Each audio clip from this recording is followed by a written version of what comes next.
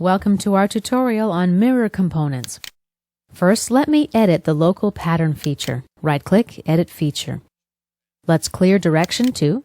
Right-click, Clear Selections. Click OK. Next, I'm going to activate the Mirror Components tool. Washers 3 and 5 are already pre-selected here. Let me actually cancel out of this and insert a reference plane first. Insert, Reference Geometry, Plane. Right-click and choose Select Other. Now let's select this face. Offset distance, 0.2 inches. Tab. Let's check reverse direction and click OK.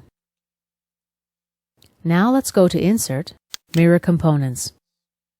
We have the mirror plane already pre-selected. Under Components to Mirror, we'll select these three washers. We have the option to set the mirror options on each component.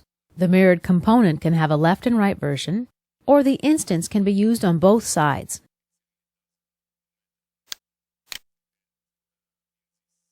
In this example, if we check Recreate Mates to New Components, we can create mates between selected components.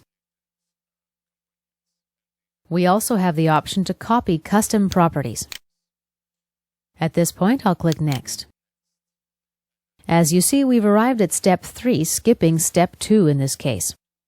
Step 2 basically allows us to select new names for parts. Step 3 is where we rearrange components. This is not really applicable in our case. Let's click OK at this point. And we see that instances 7, 8, and 9 of the washer appear in our specification tree. And this concludes our tutorial on mirror components.